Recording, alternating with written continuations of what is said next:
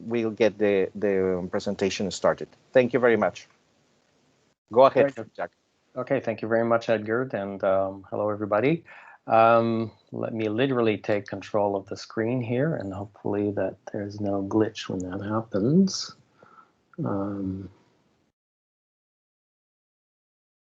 So, okay, let me just make sure.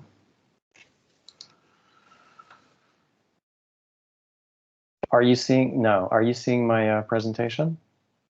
We see your background. Oh, sorry. Okay. So a moment ago it was working. Sorry about that. I just need to figure out which screen. It's showing 3 screens.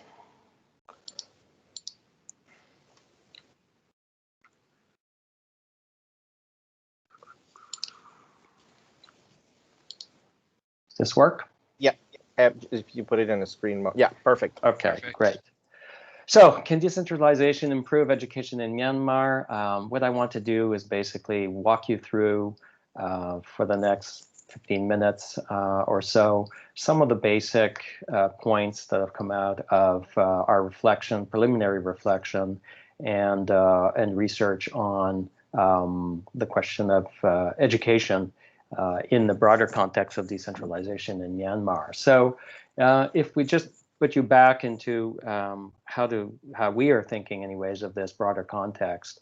The NLD government has produced in the last few years some plans for decentralization.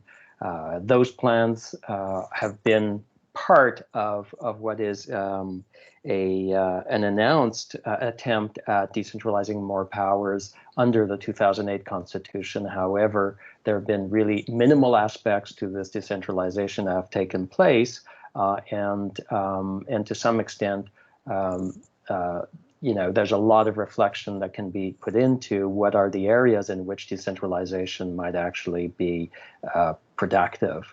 The second part of this broader context, that there's a stalemate in the peace negotiations with ethnic minority groups, and so it is useful to be thinking at the moment about how those peace negotiations will end up engaging what is the NLD government and the future government's plan on decentralization.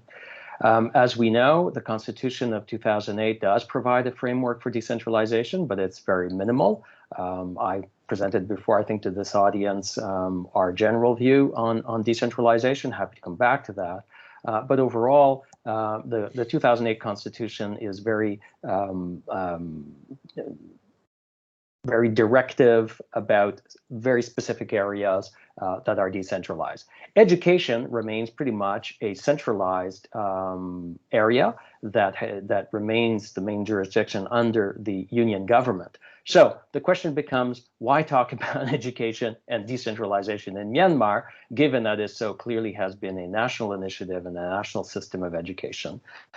And I think there are 2 good reasons to be thinking about this. First of all, that whether we're talking about the peace negotiations with ethnic armed groups or simply the reality on the ground, there are different needs and different cultural contexts across the country and across ethnic minority groups. There's a varied geography, there are socioeconomic differences that are quite vast from one region to the other, and there are, of course, a variety of unique cultural characteristics, language, histories that are interesting and important to be taken into account. Secondly, and this is the flip side when it comes to peace negotiations, is that the dialogue on the peace dialogue is supposed to be leading to federalism somewhere down the road of one way or another. So necessarily there is a discussion on the way, even though a very minimal one so far, on trying to think about the right mix of jurisdictions, the right mix that can address the grievances that ethnic minorities have had. So in this context, and I can come back to that more subtle point in the discussion, it's to ask the question, what's the right mix of a national versus a decentralized curriculum? And secondly, how can the curriculum and the way of managing the education system respond to historic grievances and help establish a more stable environment in ethnic minority states. So our Knowledge for Democracy project was broader. It focused on decentralization in ethnic states, looking as well as gendered implications and impact. Education is one of three areas that we looked at: health, security, education, which we chose because we think that these are three areas that touch people at large most significantly. Certainly when we engage people in ethnic minority areas, issues of health, education, and security come up on a regular basis. So it was on that basis, not for the, because they were being decentralized, but because they were touching people most significantly, that we decided to reflect on those areas and see whether there's a certain degree of decentralization that can be more useful for Myanmar in the future. We focused specifically on Karen State, Kachin, and Chin, and our approach was mainly to conduct fieldwork interviews in all three states, which we did on several occasions, and we also conducted, along with MIPS, a survey that I'll show you a couple of results, which has some interesting findings to some extent. What are the main points? I think, generally speaking, when we think about Myanmar, and even in the introduction that Edgar provided, Edgar Rodriguez, we can certainly see that there's vast improvement in educational planning and even some outcomes. Clearly, there was no planning before in education, so the fact of having had this exercise to have a national planning and a curriculum reform in Myanmar is certainly a very significant improvement. And it's very clear on the ground that we see some outcomes as well. We can see not only the new curriculum, but we see very clearly an expansion of resources in the education sector, whether it's schools, teachers, and I'll come back to that in a moment. But in some ways, there's low response to historical grievances if we think about the fact that there are sort of minimal attempts at a differentiated curriculum and minimal attempts at teaching local languages. So I think there's a lot, certainly in that respect, that can be done. And then on the third point, there is quite a lot of variation across ethnic states when it comes to the conditions under which education is provided, the kinds of needs that people have in Myanmar. And so there can be further, I think, reflection on how to better and be more flexible in trying to attain those educational objectives in different ethnic states.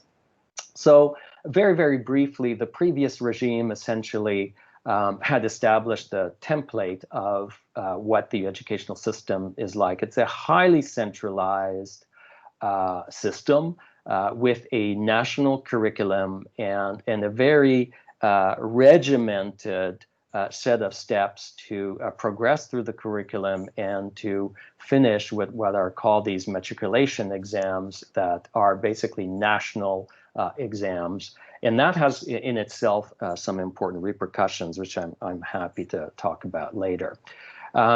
During this, the regime, the previous regime had essentially this unified curriculum.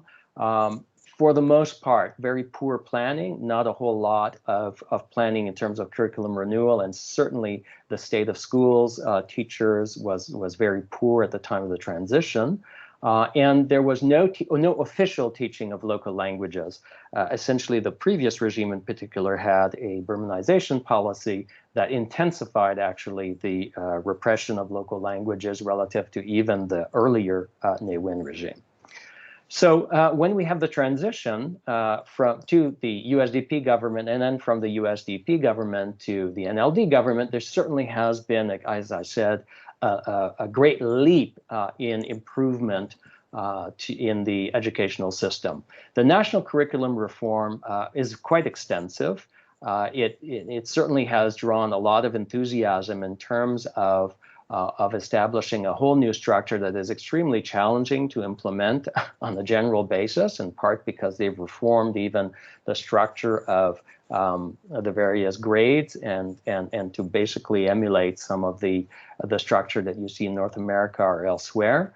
But there was a lot of enthusiasm, and particularly in the education ministry, at really pushing forward the national curriculum. And we saw evidence that even in ethnic minority states, the curriculum was certainly beginning to be implemented in the last 2-3 years in a very systematic way.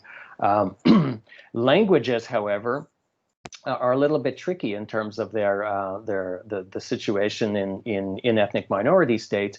During the USDP government, what had been relaxed in terms of ability to teach languages was essentially informal arrangements where local languages could be taught in the school physically, but had to be before or after hours. And the resources provided for teaching those were quite minimal. So it created a whole lot of difficulty sustaining sort of local languages in many of these areas. And so some of this was brought into, under the national curriculum reform, it was brought into now systematically into the classroom. And we do see a development of textbooks to essentially attempt to allow not only students to learn in class now in elementary school, they're building up as well textbooks to teach language and some aspect of literature and culture, moving up the grades. It's a big challenge because, of course, and I can come back to that later, the textbooks are a challenge to write. First of all, they need to recognize a variety of languages in many of these ethnic states.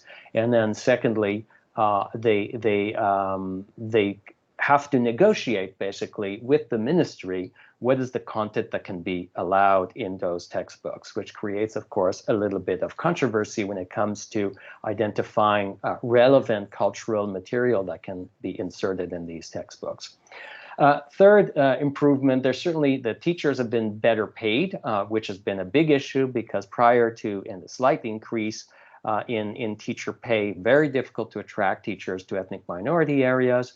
And even worse, they wouldn't provide resources for local transportations, which means that the teachers teaching in schools that were a little bit far from the main towns would essentially oftentimes not even show up at the school because of those kinds of resource constraints. So it's really from a low base that the improvements have been made in Myanmar. So some of the problems that we saw qualitatively and through our interviews and in terms of the survey, there's a lot. There are more, and I can get into this in the discussion, but just to give you an idea, there are some barriers in terms of access and comprehension because of the language of the teachers. So again, this is a story that varies a little bit from one state to the other, but there has been, for the most part in the past, a lot of teachers were being brought from the sort of Bama-dominated areas of Myanmar, and their main language would be, of course, Bama. So they would not be able to communicate very well, oftentimes, with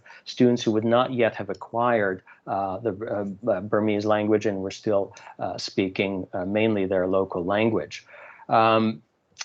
There's a local desire, I think, for more language teaching very clearly across the spectrum, but the resources are difficult, as I said, to develop. And although the curriculum is being implemented, as I said, there are some very significant impediments that come up with the variety of the languages that exist in some of these ethnic states, the lack of resources for the development of these textbooks, and then an important one, the ways in which some of the content in textbooks that were developed, say in Chin or in Karen state, were seen as too controversial in some way, sometimes seen as promoting local religion, or in some cases even being told that the values and the history and culture that was being written in the books sort of emphasized, was not contributing to national unity sufficiently. So it's a problem because all of this gets vetted centrally, and there's an ability to essentially veto a lot of the content that is put into these textbooks. Just to give you a small sense of some of the things the survey has shown us, this question of difficulty of access to education because not understanding the languages.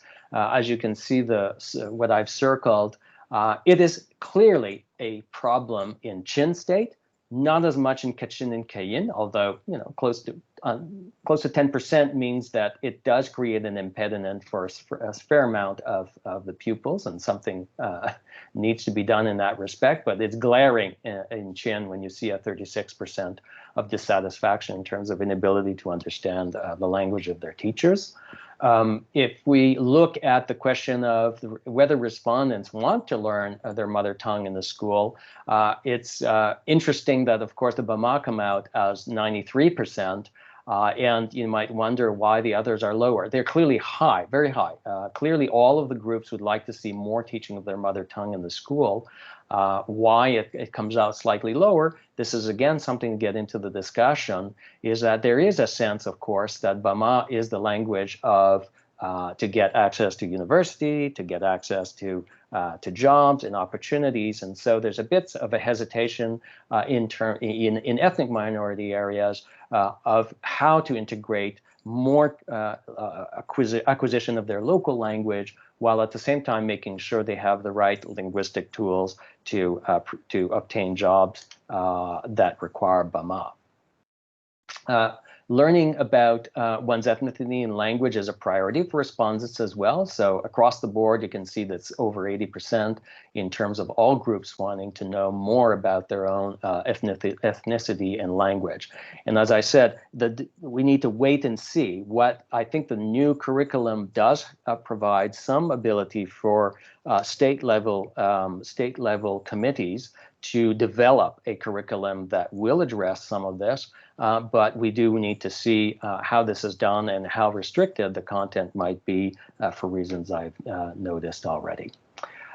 So an added element to this is that there's some very significant minority educational systems that have been put into place during the Civil War, and with extensive networks of schools that had all sorts of informal arrangements with the Burmese government, some of which, of course, change according to whether they're in ceasefire agreements with the government or not.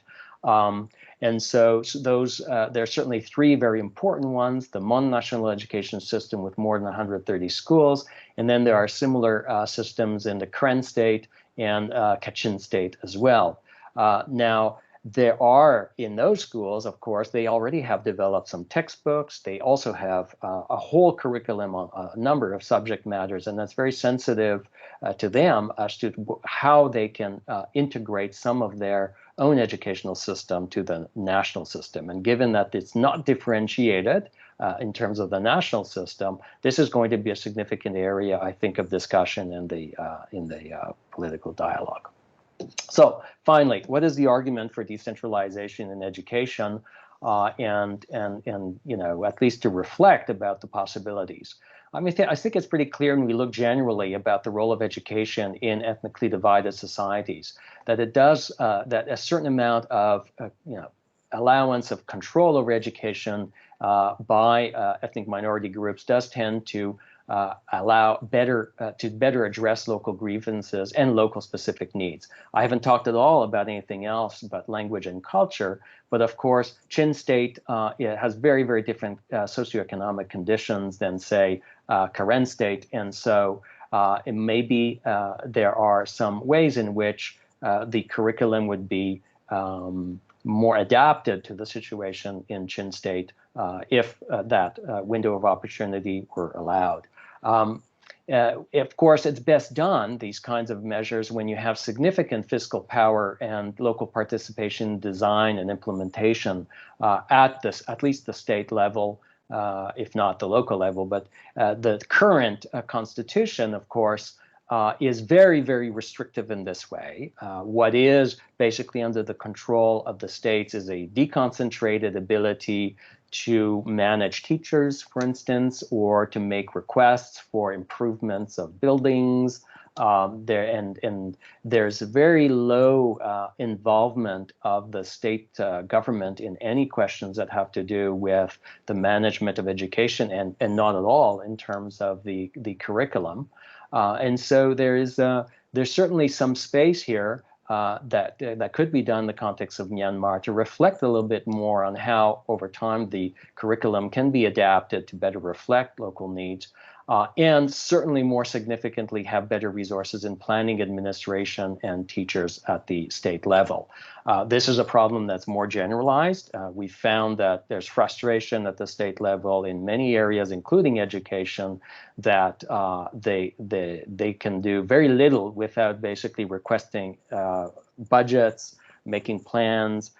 Every single decision that is relatively significant has to go up the administrative ladder to NEPIDA for final approval before returning. It's very difficult in that kind of structure to be sensitive, of course, to local needs. So this is just to give you a broad idea of how we're thinking about this, and happy to engage more in the discussion.